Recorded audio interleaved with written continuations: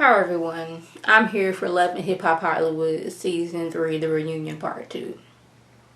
I have a few words for you, Miss Nikki baby. Now, we all know that this relationship with SAFAREE was fake. We know that.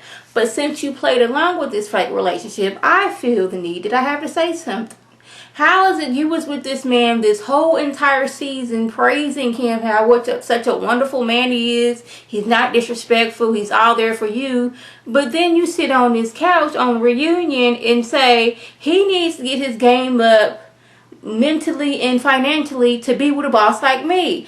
I'm confused. What happened between the end of taping? Because last time we seen you before this reunion, you were helping him slather his coconut oil on models. And thinking how we can two be big bosses together and just make it. What happened from then to now that he needs to step up his game? I just need to know these questions. Now, like I said, I know this was a fake storyline. But since you were telling this fake storyline, I'ma need it to make sense now. Like, I know like a 95% of these storylines is fake. But if you gonna give me this fakeness, you can't flip up on me at the end after the season is over. After you didn't, oh, this man is so wonderful, we can be bosses together, to now he's not capable mentally and financially to be with like a boss like me. If you're going to start off with this fake relationship, I'm going to need you to carry it all the way through. You could have just been like, SAFAREE is not the one for me, and he's not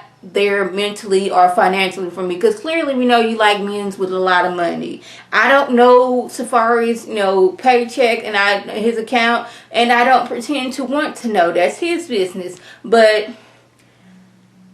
you can't switch it up now. If you gonna lie, be consistent with your lie and your fake love story that you got going on. That's all I'm saying. Is that so much to ask for? That if you gonna lie about the storyline about me with this man, and he's been the same way then as he is now, don't try to make some excuse that he's not there mentally or financially for you.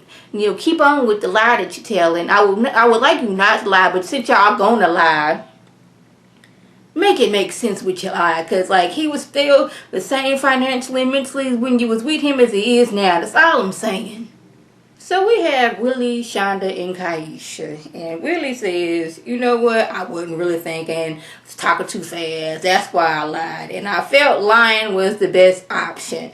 Now, this is me thinking. Clearly, this woman has traveled from where they at? Detroit, Chicago, I can't remember. She's traveled from there to Hollywood. So clearly, she was going to come with receipts. Because I know she just wasn't going to show up and be like, Shonda, I need to talk to you. I've been messing around with your husband for the past 12 years. Shonda was going to look at her like, girl, who are you and why are you saying anything to me? I don't believe you. Go away. Clearly, KEISHA was going to bring receipts, which she did. And I'm assuming that Willie didn't think she was going to bring the receipts. I guess he figured she was going to, erase some doggone text messages if it was between them and he was going to be done with it. And that's why he lied. Shonda just feels that you should have told me the truth from the beginning and not lie, because your lying is caused us to be where we at.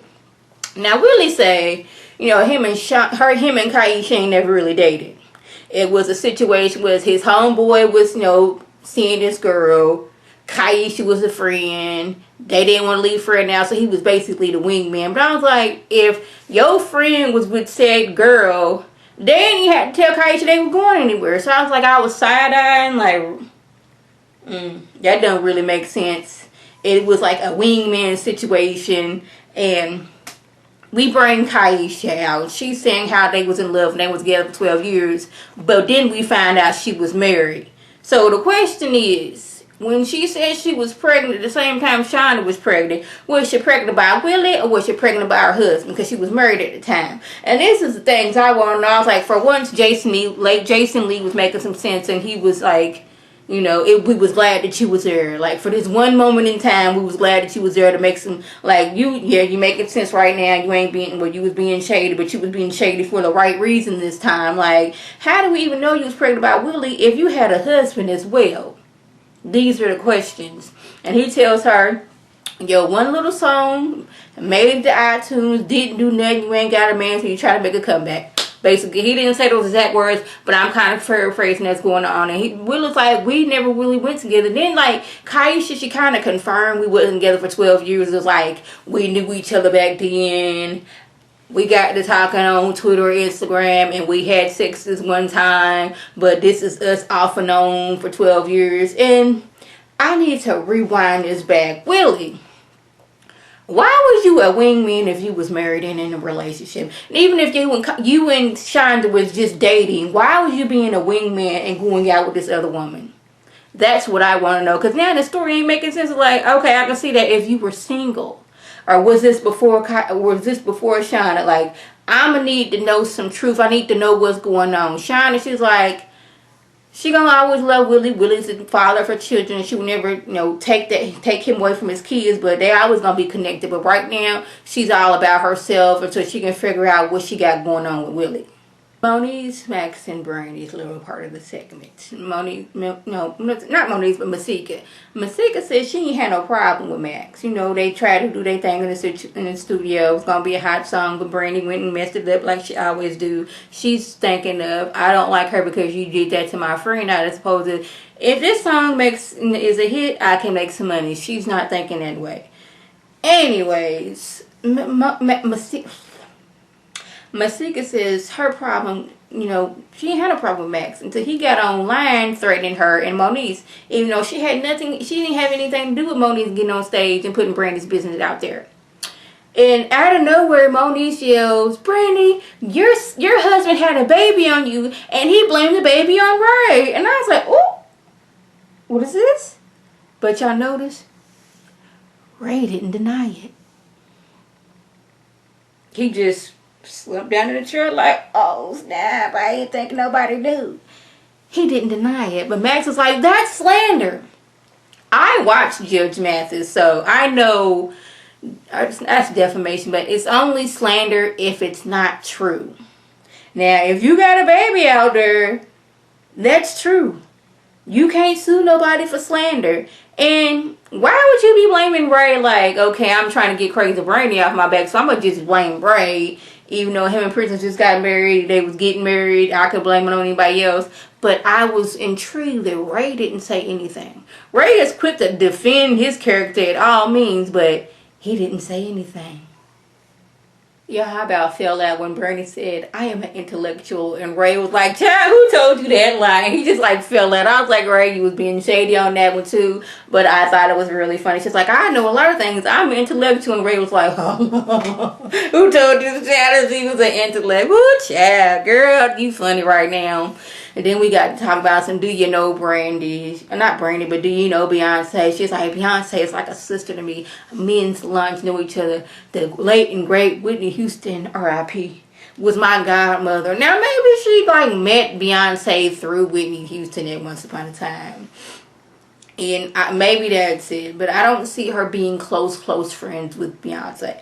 Yes, I seen on Instagram where, Miss Tina, she was like, holding Brandy's baby or something, but that's Tina. That don't mean you know Beyonce. Now, if Beyonce had been holding your baby, that was another thing. But that was Beyonce's mama holding the baby. But anyways, that whole segment got to where like little Lyrica, would you want A1 in the studio with just about anybody? And she was like, no, babe. A1 was like, I respect my woman. If she don't want me to work with somebody, I'm just not gonna work with them. Why is little Lyrica wearing a nightgown on stage? I didn't notice this last week, but I was like, that looks awful a lot like a nightgown. And y'all know I love me some Mama Pam, but why didn't somebody get Mama Pam together and tell her that jumpsuit she had on was not right? I hope if they come out next season, somebody done got her together. Like, she done got her first season check, and she got somebody that's in her corner that's gonna make her look good. Because I like Mama Pam. I'm trying my best to like Big Lyrica, but Big Lyrica's a lot. And Big Lyrica, you set your tail on that stage and said that you was going to be okay at their wedding had they had one. I say that is a lie, because I could see you cutting up several fools at their wedding. Like coming in your own white gown with your own roses to throw.